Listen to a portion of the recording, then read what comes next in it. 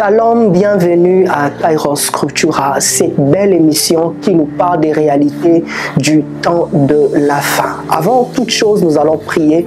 Père éternel, nous te bénissons. Merci infiniment parce que tu permets encore que nous soyons ici pour parler de ta part.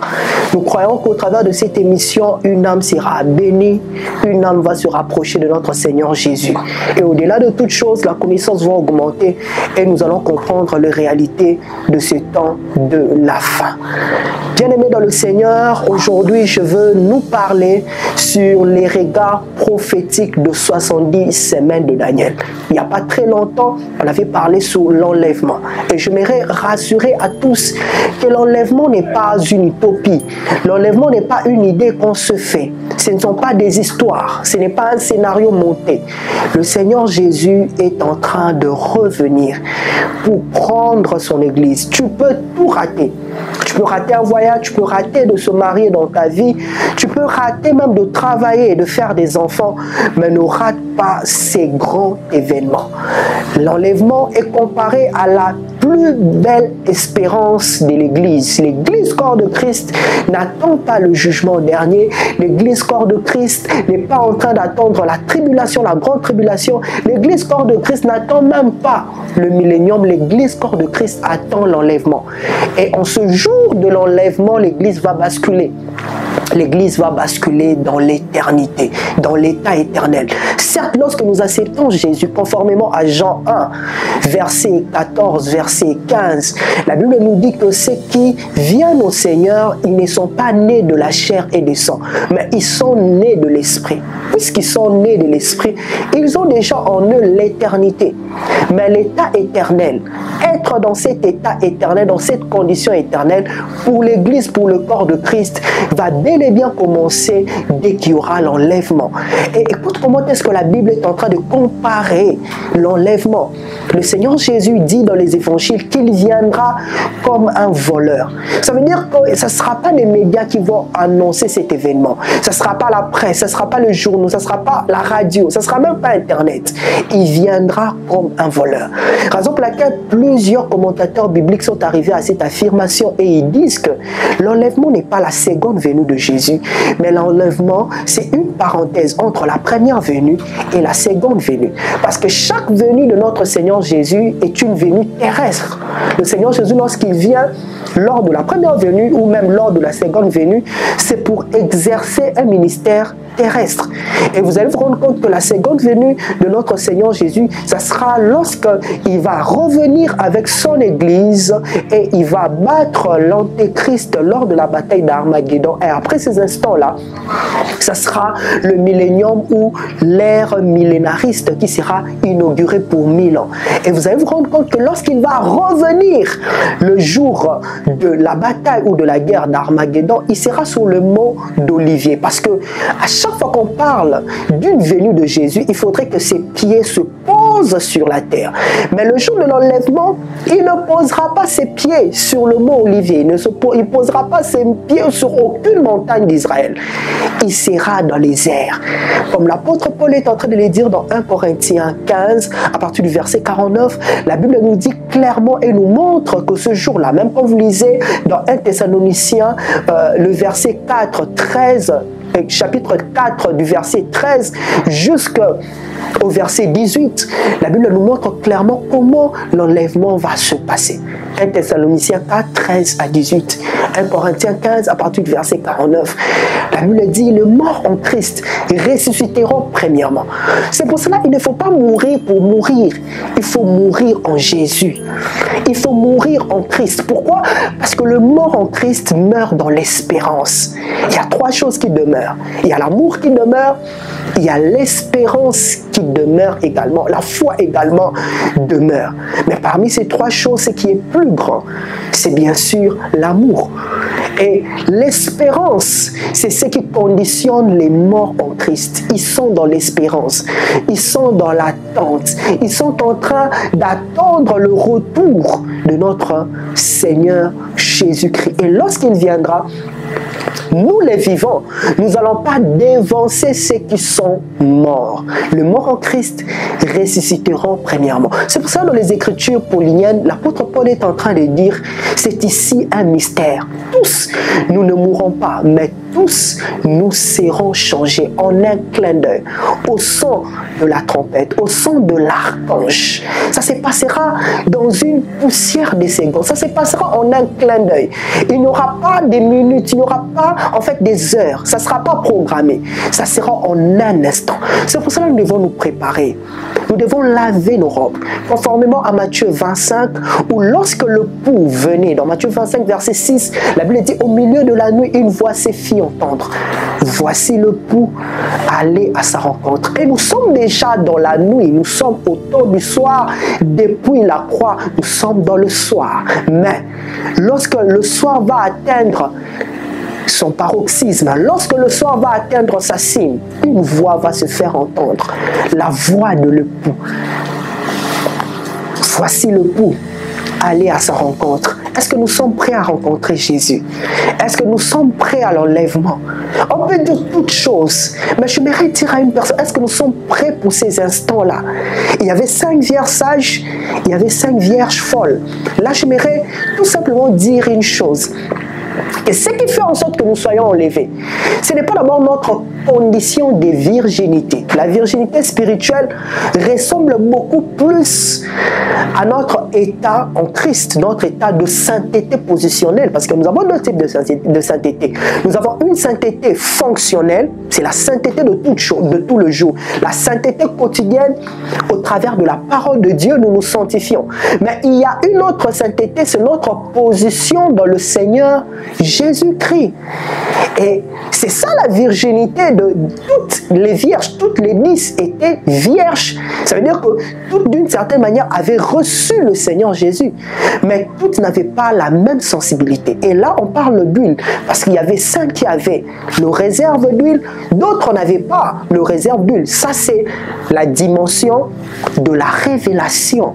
Mais c'est aussi la dimension du Saint-Esprit. Parce que dans toutes ces choses, c'est le Saint-Esprit qui est en train de préparer tout le jour, lentement, mais sûrement. Comme la Bible est en train de dire dans Éphésiens 5, verset 27, afin qu'il apparaisse cette église glorieuse.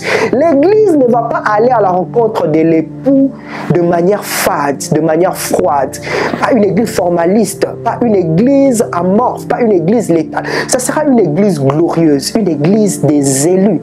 Cette église glorieuse, c'est le Saint-Esprit, sans tache, ni ride, ni rien de semblable. C'est le Saint-Esprit qui fait ce travail au quotidien. Il le fait dans le croyant, mais il le fait dans l'église, corps de Christ, l'église mystique. Il le fait au quotidien pour que nous nous préparons à l'enlèvement. Alors, ne rate pour rien au monde l'enlèvement. L'apôtre Paul est en train de dire dans 1 Corinthiens 15, verset 16, il le dit clairement, si le mort en Christ ne ressuscite pas, c'est que Christ non plus n'est pas ressuscité. Et s'il n'y a pas la résurrection, c'est que notre foi, elle est vaine. Ce sont les assurances et les certitudes que l'enlèvement est une réalité. Alors sans plus tarder, nous allons commencer ce que nous avons prévu aujourd'hui, le 70 semaines de Daniel. Regard prophétique. Pourquoi je dis regard prophétique? Parce que on ne peut pas comprendre le 70 semaines de Daniel tout simplement avec la littératurité, avec le français, avec la théologie. Il faudrait avoir un aperçu, une compréhension totalement à caractère prophétique. Et au-delà de toute chose, la prophétie, ce n'est pas seulement prophétiser ou faire des prédictions ou parler de l'avenir. La prophétie, surtout dans sa dimension, dans sa sphère biblique, la prophétie nous ramène à une compréhension, à une révélation particulière des Écritures. C'est pour cela, dans cette prophétie biblique, s'empruntent beaucoup de voix. Et vous allez vous rendre compte que, parce que nous parlons du regard prophétique de 70 semaines de Daniel, on va un peu expliquer le nombre 70, 70. Pourquoi le nombre 70? Pourquoi la prophétie doit s'attacher à cette réalité de 70 semaines? Parce que c'est très important. Bien-aimé dans le Seigneur, le nombre 70, j'allais dire le chiffre 7. Le chiffre 7 qui est le chiffre de la totalité. Le chiffre 7, qui est le chiffre de la perfection, de la plénitude. C'est pour ça que la Bible nous parle de cet esprit au devant du trône de Dieu. En réalité, le Saint-Esprit, là, c'est pas cet esprit, on compte 1, 2, 3 jusqu'à 7. Le Saint-Esprit au devant du trône n'est sans rien d'autre que la plénitude de l'esprit de Jésus-Christ. Donc, le Saint-Esprit de Christ veut tout simplement dire que Christ avait la plénitude de l'esprit de Dieu. Et vous allez voir dans l'Apocalypse, on nous parle de 7 cornes, de 7 trompettes, de 7 sceaux, de 7 églises. Pourquoi le chiffre 7 revient toujours? Parce que le chiffre 7, c'est le chiffre de la totalité. C'est le chiffre de la plénitude.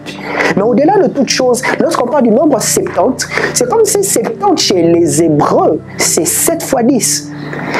Et vous savez que le nombre 10 nous ramène à la responsabilité humaine. C'est pour ça qu'il y a le 10 commandements, il y a les 10 vierges que je viens de parler tout à l'heure. Et quand on parle de 70, le nombre 70 nous ramène à la sagesse, à la maturité, ça nous ramène à la plénitude bien sûr de la vie, au cycle de vie. C'est pour cela tout autour de Moïse dans les livres d'Exode, il était entouré de 70 anciens. Et lorsque le Seigneur Jésus vient comme antitype de Moïse, et Moïse étant le type de Christ, lorsque Jésus vient, il va choisir d'abord 72 hommes ou 72 hommes qui accompagnaient le Seigneur Jésus, qui étaient les 72 disciples qui ont accompagné Jésus au début de son ministère avant de choisir les 12 apôtres. Pourquoi? Parce que dans le conseil des anciens, pour montrer la sagesse et la maturité, le chiffre 70 revient toujours. C'est pour ça là dans Exode, la Bible est en train de nous montrer clairement, lorsque le peuple d'Israël était arrivé là où il y avait les sources d'eau, ils ont trouvé 70 palmiers et il y avait 12 sources d'eau. Pourquoi 12 sources d'eau? Parce que les 12 sources d'eau nous ramènent au patriarche, mais exactement aussi aux 12 apôtres qui sont les sources de la foi, les sources du salut, les sources apostoliques et les sources prophétiques. Et les 70 palmiers que les Israélites avaient trouvés nous ramènent toujours à cette réalité du nombre 70. Alors, nous parlons de 70 semaines de Daniel, parce que Daniel était un prophète, pas n'importe quel prophète. D'autres disent qu'il était un prophète de la cour. Quand on parle de prophète de la cour, ce sont des prophètes qui étaient là, non pas pour influencer le roi, mais leur but principal en tant que prophète de la cour, c'était d'amener la mentalité. C'était pas pour judaïser en fait le roi babylonien, mais le but de prophète de la cour, c'était d'une certaine manière d'amener l'esprit du royaume, la culture du royaume dans la cour. Et au-delà de toute chose aussi, il est très important de savoir que Daniel était un prophète très intelligent. Pourquoi? Parce que déjà dans sa vie, lorsqu'il est arrivé en Babylonie, ils étaient avec ses compagnons, Meshach, Shadrach et Abednego. Ils sont arrivés là et ils sont restés intègres. On ne peut pas parler du ministère, on ne peut pas parler de l'exercice, on ne peut pas marcher avec Dieu si on n'est pas intègre. Et dans Daniel 1, verset 8, la Bible dit, il a refusé. Il a refusé de se souiller avec les mains du roi. Je voudrais ici faire une petite parenthèse. Tu veux être utilisé par Dieu. Tu veux être un prophète authentique. Ne te suis pas avec les choses du monde. Ne te suis pas avec les mains du roi. Et il a gardé sa sanctification. Il a gardé sa pureté. Et restant dans la cour royale, vous savez que la Babylonie était une civilisation où il y avait extrêmement de connaissances, extrêmement de sciences, une science physique et une science spirituelle. Et là, tout le jour, parce qu'il craignait aussi Dieu, Daniel, son intelligence a augmenté. Et on est en train de nous dire clairement, parlant de Daniel, qu'il était 10 fois supérieur aux magiciens, aux satrapes, aux occultistes, à tous ceux qui étaient dans la cour de Nabuchodonosor. Pourquoi? Parce que Dieu, qui a la sagesse infiniment variée, avait renouvelé l'intelligence de Daniel. D'où Daniel était un prophète eschatologique.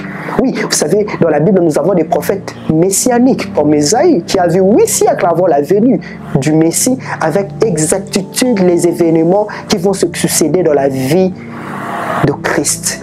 Mais Daniel, lui, c'est un prophète eschatologique. On ne peut pas comprendre le livre d'Apocalypse. On ne peut pas comprendre les réalités eschatologiques parce que nous sommes dans Kairos Scriptura. On ne peut pas comprendre ça si on ne recourt pas à Daniel.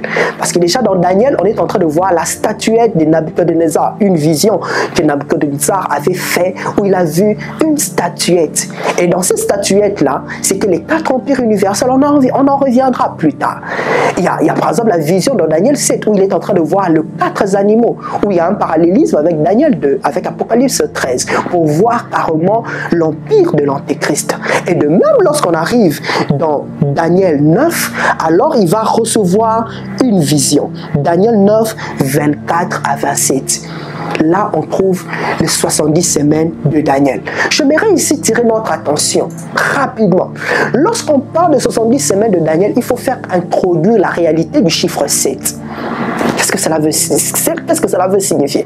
Parce qu'il faut savoir qu'une semaine, dans la pensée hébraïque, sur le plan prophétique, une semaine représente 7 ans. C'est pour cela que chez le juif, on avait ce qu'on appelle les années sabbatiques. On parlait d'une année sabbatique après une période de 7 ans. Vous pouvez lire ça dans la Bible, dans Lévitique 26, 34 à 35, où on nous parle des années sabbatiques. Et quand tu fais 70 semaines, une année sabbatique, c'est 7 ans. Tu fais 70 fois 7, ça nous fait 490.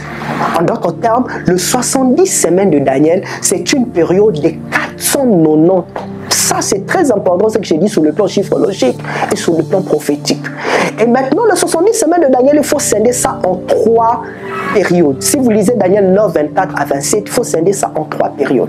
Il y a la première période que je vais expliquer rapidement, c'est la période de 7 semaines que nous trouvons dans Daniel 9, verset 24. Et quand tu fais 7 fois 7, parce que je vous avais dit, il faut introduire le chiffre 7, 7 fois 7, ça vous donne 49 ans ou 49 années. Ces 49 années-là commencent quand?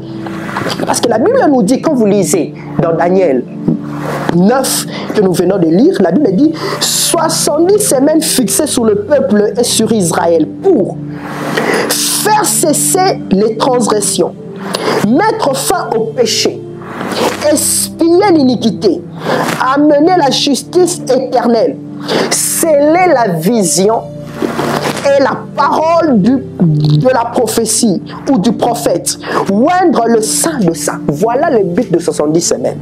Et dans la première période qui est 49 ans ou 49 années, cela commence avec l'annonce de la reconstruction de Jérusalem. Or, la reconstruction de Jérusalem, cette annonce, parce que dès qu'on a annoncé la reconstruction de Jérusalem, on commence la première période de 70 semaines, qui est la période de 7 ans.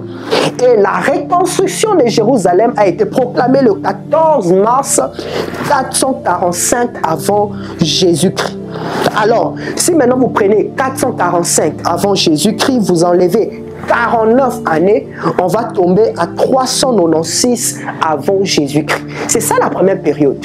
Dès l'annonce de la construction, de la reconstruction de Jérusalem par Artaxerxès,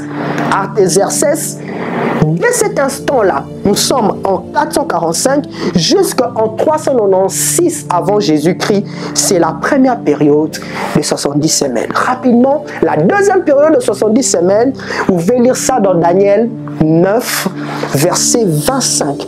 Et là, on dit 69 semaines ont été fixées, 62 semaines. Il y a d'abord 7 semaines qui est la première période. Ensuite, il y a 62 semaines qui ont été fixées jusqu'au retrait du roi. Or, le retrait du roi, c'est le Seigneur Jésus-Christ. Ça parle de la mort de notre Seigneur Jésus. Le fait qu'il meure, le fait qu'il soit crucifié. Et quand tu fais 62 semaines fois 7, ça te fait 434 années. Alors, la période, lorsqu'on a annoncé la reconstruction de Jérusalem, les 49 années ont pris fin en 396. Et quand tu prends 396 avant Jésus-Christ, jusqu'à ce que le roi sera retranché en 32 après Jésus-Christ, ça nous donne en réalité 434 années. 434 années. Et quand tu additionnes le 7 semaines, Et le 62 semaines, ça te fait 69 semaines. 69 semaines fois 7, ça te fait 483 années. Et après que le roi sera retranché, nous sommes dans une parenthèse. C'est le temps de la grâce. C'est le temps de l'Église. La Bible dit le mystère caché de tout le temps, mais révélé selon Colossiens 1, 27. Et d'après Ephésiens 3, 5 à 11, la Bible nous montre que nous sommes dans ces temps de la parenthèse qui couvre le 7 âge de l'Église. C'est dans cette période que nous sommes, dans le temps de la grâce, dans la 6e dispensation qui est la dispensation bien sûr de l'Église. Et au terme de la grâce, il y aura l'enlèvement tel que nous l'avons expliqué, conformément à 1 Thessaloniciens 4, 13 à 18.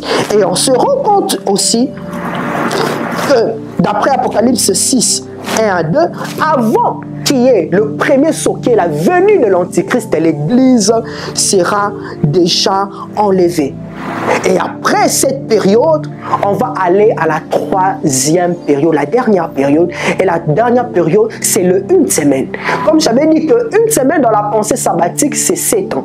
Et le 7 ans là couvre l'empire de l'Antéchrist, ou le royaume de l'Antéchrist, qui sera scindé en 2 parties. La Bible nous dit clairement qu'au milieu de la semaine, il va faire cesser l'adoration. Il va amener, la Bible dit, lorsque vous verrez la désolation dont on parlait, les prophètes Daniel s'installer dans le lieu très saint, que celui qui lise fasse très attention.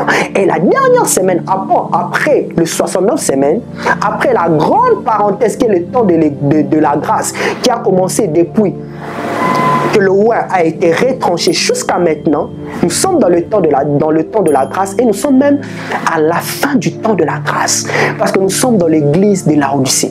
Alors ça sera maintenant la dernière semaine, et dans cette dernière semaine il y a 2 compartiments, parce que Daniel nous dit clairement que la dernière semaine est scindée en 2. Au milieu de la semaine, quand tu fais 7, parce que une semaine a 7 ans, quand tu fais 7 divisé par 2 pour avoir le milieu de la semaine, on a 3 ans et demi. D'où l'empire de l'Antéchrist, la période de la tribulation, il y a d'abord 3 ans et demi, et dans les 3 ans et demi, ça sera le commencement de douleur, mais ça ne sera pas encore l'apothéose de douleur, d'après Matthieu 24, 5 à 14. Ensuite, ça sera l'accélération de la douleur lorsque l'Antichrist va s'installer, lorsqu'il sera le chef d'un peuple, lorsqu'il fera une alliance solide avec plusieurs pour une semaine, avec le roi de la terre, avec le chef de la terre, avec les chefs militaires, lorsqu'il va changer la loi, lorsque tout sera sous son pouvoir, lorsque pour acheter et vendre, il faudrait avoir sa marque et décoder le mystère du chiffre 6, 6, 6. Et dans cette période-là, d'après Matthieu 24, 15 à 21, ça sera le temps d'angoisse de Jacob, conformément à Jérémie 30, 5 à 7. Et ça sera des temps douloureux, ça sera des temps de souffrance, ça sera des temps où tu ne peux jamais imaginer. Bien-aimé dans le Seigneur, nous voici arrivés à la fin. J'aimerais te rassurer une chose, pour ne pas vivre tout ça, parce qu'on a déjà consommé plus de 483 années, ça veut dire que les 69 semaines ont été déjà consommées prophétiquement. La dernière semaine attend ceux qui ne seront pas enlevés. Nous sommes dans la grande parenthèse qui est le temps de la grâce sur le plan Kairos.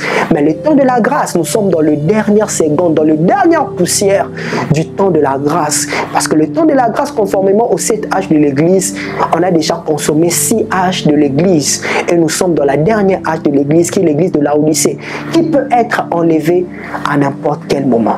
Si vous nous avez suivis et vous avez compris le regard prophétique de 70 semaines de Daniel, j'aimerais faire avec toi cette prière pour que tu puisses recevoir le Seigneur Jésus dans ta vie. Père éternel, je reconnais que je suis un pécheur, que je ne suis pas digne. Comme le fils prodigue, j'étais allé loin de toi. Mais aujourd'hui, j'ai entendu le son de ta voix et je réalise que je ne suis pas digne, que j'ai dilapidé mon héritage, j'ai dilapidé ma part parce que j'avais choisi la mauvaise voie. Parce que toi, tu veux que nous soyons dans la voie de ton Fils Jésus, car il est le chemin, la vérité et la vie. Mais aujourd'hui, après avoir entendu et compris prophétiquement qu'il n'y a plus le temps, je résolus de laisser ma vie de péché, de laisser la vie du monde pour te recevoir, toi, le Seigneur Jésus, comme mon Seigneur et mon Sauveur, et que tu conduises par ton esprit ma vie. Si vous avez fait cette prière, croyez que le Seigneur Jésus est entré dans votre vie. Shalom et à la prochaine.